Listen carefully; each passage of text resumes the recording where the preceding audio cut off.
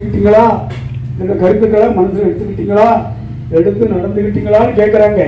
அகமே வைத்த சட்டம் அப்படின்னா இந்த எந்த எண்ணத்தை உங்கள் மனதில் பதிவு கொள்ளுங்களோ அதுதான் உங்கள் வாழ்க்கையை தீர்மானிக்கிறது. அன்பானவர்களே, குழந்தைகள் 6 வயசுலேருந்து 12 வயசு வரைக்கும் அகிலத்திரட்டை படிக்க பயிற்சி பண்ணுங்க. ஏன்னா நம்ம சின்ன குழந்தையில நமக்கு என்ன பாட்டு பிடிக்குமோ அதுதான் நமக்கு 60 வயசுல பிடிக்கும். புரியுதா? நமக்கு என்ன பாட்டு பிடிக்கும்? ஏம் ராஜா, சவுந்தரராஜன், சுஜிரா படித்த பாட்டு இப்போ உள்ள பிள்ளைகளுக்கு பிடிக்குமோ? பிடிக்காது. அது ஏன் அந்த பிள்ளைகள் 6 வயசுலேருந்து 12 வயசு வரைக்கும் எதை கேட்குறாங்களோ அதுதான் அந்த பிள்ளைகளுக்கு பிடிக்கும்.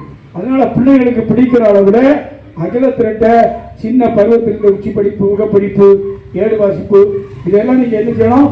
பிள்ளைகளுக்கு சொல்லிக் கொடுக்கணும். அதான் அகமே வைத்த சட்டம் இல்லை. இப்போ நீங்கள் பிள்ளைகளுக்கு சொல்லிக் கொடுத்துட்டீங்கன்னா 20 வயசுல மகனே நீ அப்படி போ இப்படி போன்னு சொல்ல வேண்டாம். எந்த எண்ணத்தை நம்ம பிள்ளைகளுக்கு பதிவு பண்றோமோ அது அவனை வழி நடத்தும். இல்லையா? நல்லோர் மகனே சொல்வதுக்கு நானும் வைத்த விஜயெல்லாம் வல்லோர் ஆன திருமகனே மனதில் அறிந்து அறிந்து நட, அகிலத்திரட்ட மனசார உணர்ந்து நட, எல்லாம் நமது ஆட்சி தந்து எண்ணி நடப்பை உண்ணாரே, சொல்லால் தாண்டி நடப்பீரால் தீய குடிக்கு வருவாய் என்று சொன்னார். சொல்ல எளிதோ என் மகனே. அகிலத்திரட்ட சொல்ல முடியுமா? சொல்ல முடியுமா? நம்ம அந்த 2.5 மணி நேரம், 3 மணி நேரம், 4 மணி நேரம் நம்ம 4 மணி நேரம் எடுத்திருக்கோம். இருந்தாலும் தாலாட்டுக்கு 8 மணிக்கு நம்ம தாலாட்டு படிச்சு ஆகணும். படிச்சாதான் தாலாட்டு பள்ளிவனத்தில் படிக்க முடியும். இருந்தாலும் தாண்டி போய் என்ன இருக்கு?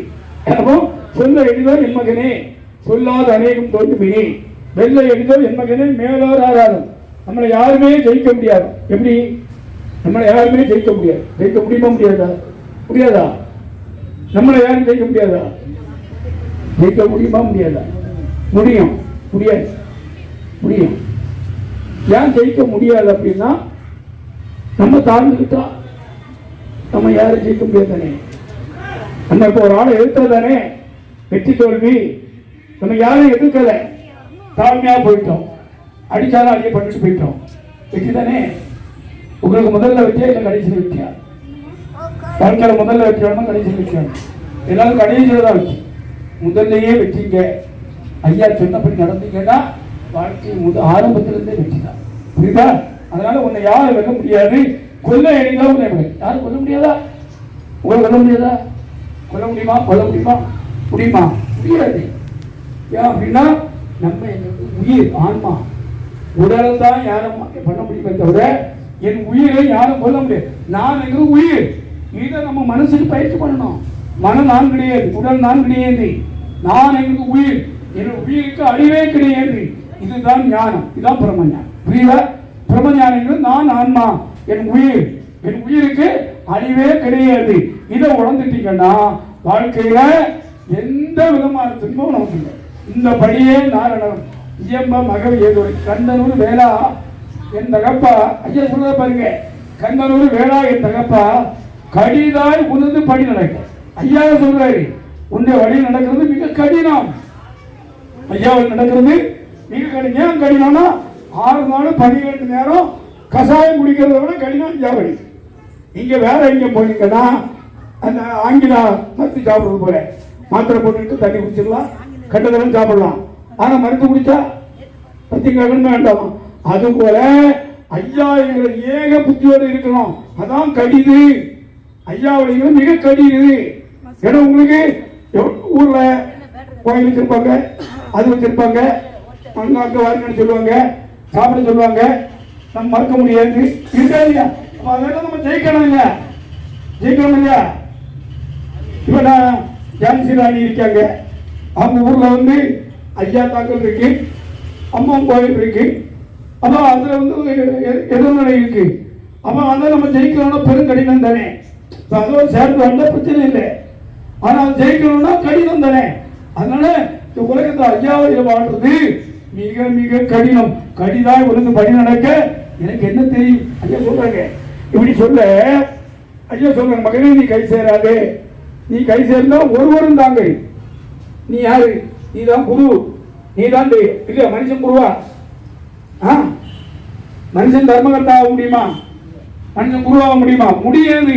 கலியுகத்தில் மனிதன் குரு அல்ல. யாராவது குருன்னு சொன்னா ஓடிடுங்க. குரு இப்படி வராலும் நீங்க இந்த பக்கத்தில் ஓடிக்கிறீங்க. ஐயாவே ஓடி போயிடுறாரு. யாராவது தன்னை குருன்னு சொல்லி வந்தாருன்னா இப்படி இருக்கிற ஐயா அப்படி போயிடுவாங்க. அதனால ஐயா வழியில தர்மகர்த்தாக்கள் கிடையாது, குருக்கள் கிடையாது. ஐயாவே குரு, ஐயாவே தெய்வம். புரியுதா? அதனால குரு தெய்வம் நீயே என்று சொன்னார். அதுபோல கல் கோல் கரு. கல் என்கிறது மது குடிக்கிறது, கோல் என்கிறது பொய் சொல்றது, கரு என்கிறது முறை தவறிய வாழ்க்கை முறை. இதெல்லாம் வேண்டாம். பார்த்தீங்களா? இன்னைக்கு 98% 90 பேர் அரசாங்கமே மதுக்கடை வச்சுக்கிட்டு படித்தவங்க சூப்பர்வைசராக போட்டுருக்கு. எப்படி நாடு போயிட்டு இருக்கு பாருங்க. இல்ல அந்த கொரோனா நேரத்தில் மதுக்கடை போட்டாங்க.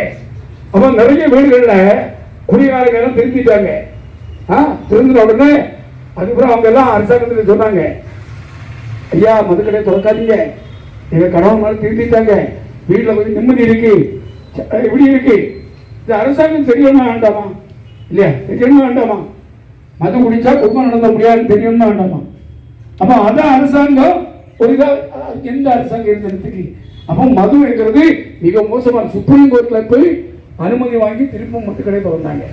அதனால ஐயாவுடைய பிள்ளைகள் இதுல ரொம்ப கவனமா இருக்கணும். இங்க என்ன பண்ணுங்க, எல்லா பாவத்திலும் உன்னதமான பாவம் மது குடிக்கணும். இப்படி எல்லாம் இங்க சொன்னாங்க. அதுபோல செவந்த வார்த்தை. செவந்த வார்த்தைன்னா இப்ப நம்ம பிள்ளைய கூப்பிடுறோம். உங்க பிள்ளைய எப்படி கூப்பிடுவீங்க? வாரு கோவம் தான் கூப்பிடுவோம். உங்க பிள்ளைய நீங்க தங்கமே ஒன்னே கண்ணு அப்படின்னு கூப்பிடுங்களா? கூப்பிடுங்களா? உங்க பிள்ளைய கூப்பிடுங்களா? எப்படி கூப்பிடுங்க? ரொம்ப ரொம்ப அனுபவத்திட்டு மொழி கூப்பிடுங்க. சேட்டை பண்ணா சேட்டை பண்ணா அப்போ அது அன்பு இல்லை தானே. ஒரே இடத்துல அன்பும் பம்பு இருக்கக்கூடாது. அப்போ எந்த அளவுக்கு நம்ம இனிய வார்த்தை, கனிவான வார்த்தை இல்ல, கனி இருக்கும் பொழுது காய் கடிக்க கூடாது. புரியுதா? இதை கவனிக்கணும். நம்ம பிள்ளைகள் அன்பினால் மட்டும்தான் திருந்தோம். இங்க எப்படி அடிச்சாலும் ஆசிரியரா இருக்கட்டும், இல்லைன்னா அம்மா அப்பாவா இருக்கட்டும், பிள்ளைகளை திருத்துறதுக்கு உங்க கம்போ அடியோ கோபமோ திருத்தவே திருத்தாது. நீங்க அந்த பிள்ளைகிட்ட 10ஆம் கிளாஸ் போகிற பிறகு ரொம்ப ஆக்ஷன் மாறும். 10ஆம் கிளாஸ்ல இருந்து 18 19 வயசு வரை ஆக்ஷன் மாறும். அப்ப அம்மா எப்படி ஆகணும் தெரியுமா? சின்ன மோனே, கண்ணு மோனே, என் கண்ணா, என் கனியே, எல்லாம் முதே இப்படிதான் பிள்ளைகிட்ட பேசணும். நீங்க ஷார்ட் போட்டு பேசுறீங்க, உடனே அப்படி நோஸ் கட் அப்படின்னு சொல்லணும். இந்த காலத்து பிள்ளைகள் பழைய காலத்து போல அடிக்கா இல்ல வேற எதுக்கும் பயப்படாது. உங்கள் அன்புக்கு மட்டும்தான் பிள்ளைகள் அடிபடிவாங்க. அன்பினால மட்டும்தான் பிள்ளைகளை திருத்த முடியும். புரியுதா? அதனால கனிவான வார்த்தைகளை, இனிவான வார்த்தைகளை, நல்ல வார்த்தைகளை பேசுகிறேன் சொன்னார். அதுபோல பெண்பாவம் பாராதே, பேடி இரு. பெண்பாவம் என்ன தெரியுமா? எனக்கு ஒரு வேண்டுதல், ஐயா ஏதாவது கேட்டு இருக்க, ஐயாவுக்கு அடுத்த வருஷம் 70 கல்யாணம் நடக்கும். கல்யாணம் நடக்கும். அதனால நம்ம வேண்டுதல் ஐயாவுக்கு வைக்கலாம். நம்ம மகேஸ்வரனுக்கு ஐயா ஒரு துணையை கொடுக்கணும். அவங்களும் ஐயாவுக்கு வந்து நினைச்சோம், குரு பண்டாரத்தையும் ஆண்டி சீக்கிரமாக இருந்து நினைச்சோம், பணிவிட செய்யணும். பெண்பாவைங்கிறது என்னன்னா, ஒரு கல்யாணம் தான் பண்ணிட்டோம், அதுக்கு பிறகு பிரச்சனை இருக்கு, அதுக்காக டைவர்ஸ் பண்ணா அந்த பிரச்சனை தீருமா? இதை வேற கல்யாணம் பண்ணா பிரச்சனை தீருமா? இதான் பெண்பாவம். இதான் பெண்பாவம். நம்முடைய நல்வினை தீவினைக்கு ஏற்பதான். பாருங்க, உங்களுக்கு ஒரு மோசமான கடமை அமைஞ்சிட்டான், அது யாருடைய குற்றம்? என்னுடைய குற்றம். நான் செய்த பாவம், எனக்கு மோசமான கணவன், எனக்கு மனைவி சொன்னா கேட்கல, நான் செய்த பாவம். அப்ப அதுக்கு என்ன செய்யணும்? நான் கடவுள்கிட்ட வேண்டுதல் பண்ணணும். எனக்கு மனைவிக்கு இதுக்கு வந்து சரணாகதி வேணும் இல்லையா? கடவுள்கிட்ட வேண்டுதல் பண்ண சரணாகதி வேணும் இல்லையா? நமக்கு எந்த பிரச்சனை இருக்கட்டுங்க, ஐயாவோட சொல்லுங்க, ஐயாவோட தவம் பண்ணுங்க, எல்லாத்தையும். அதான் பெண் பாவம் பாரு. அது போல கண்பாரு கண்மணியே கன்னிகளும். இப்போ ஒரு கணவன் வந்து ஆபீஸுக்கு வேலைக்கு போறாரு. வேலைக்கு போற இடத்துல லேட் ஆயிடுச்சு. மேலதிகாரி திட்டுறாரு, ஏண்டா வரப்படாத நேரங்க, இன்னைக்கு வீட்டுக்கு போய் நாளை வா, கோபத்தை சொல்றேன், வெளியில வாங்க, உங்க பைக்கை பார்க்க பைக் பஞ்சர். இப்படி வழியில பரிமிதமான பிரச்சனையோடு வீட்டுக்குள்ள நுழைகிறேன். நீங்க கணவன் ஆபீஸுக்கு போன உடனே இல்லை வேலைக்கு போன உடனே நீங்க டிவி ஆன் பண்ணி சீரியல் பார்த்துட்டு இருந்தா நல்லா கவனிக்க இருப்பீங்களே. நீங்க கணவன் வெளியில வேலைக்கு போன பிறகு நீங்க டிவி ஆன் பண்ணி சீரியல் பார்த்துட்டு இருந்தா அந்த கணவனை உங்களால கையாள முடியுமா? முடியவே முடியும். நீங்க வெளியில போற கணவன் பலவிதமா இது களி யார் என்ன பண்றாங்கன்னு வரும்பொழுது கும்மிட்டோட வருவாங்க, பலவிதமான பிரச்சனையோடு டென்ஷனோடு பிரஷரோடு வருவாங்க. நீங்க எப்படி இருக்கலாம்? புளிச்சு போல இருக்கணும். அப்படி ஒரு கணவன் ஆபீஸ்ல இருந்து திட்டெல்லாம் வாங்கிட்டு வராரு, முகம் இருண்டு போயிருக்கு. மனைவி உடனே கிச்சன்ல போனான், அழகான ஒரு டீ போட்டான், போட்டு கொண்டு வச்சுக்கிட்டு அப்படியே பக்கத்துல கணவனை உட்கார வச்சுக்கிட்டு கையை எடுத்து மடியில வச்சான். மடியில வச்சுட்டு ஒவ்வொரு கையா பிடிச்சி இழுக்கிறான்.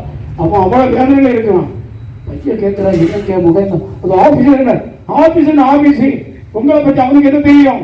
நீங்க என்னுடைய சிங்கப்பான் அப்படின்னு 4 வார்த்தையை அன்பினால புரிஞ்சுட்டான். அந்த கணவனுடைய மனம் எப்படி இருக்கும்? எங்க போனாலும் நம்முடைய வீட்டுல போனா நமக்கு ஒரு அமைதி, ஒரு ஆறுதல் கிடைக்கும் தானே வராங்க. அதான் கண்பாரி கண்மணியே, கண்ணீர் மணி போல கணவனை பார்க்கணும். அதுக்கு நம்ம நினைச்சக்கூடாது, சினிமா பார்க்கப்படாது, சீரியல் பார்க்கப்படாது. சான்சி இந்த இடத்துல ஆள் சொல்லிட்டு வீட்டுல போய் பார்த்துடக்கூடாது. அப்போ நம்ம தவமா இருந்தா தான் நம்ம வீட்டுல இல்லறத்தை தவமா செய்யணும்னா கணவனும் மனைவியும் ஒரு போல வரணும் இல்லையா? அதான் சொன்னாங்க.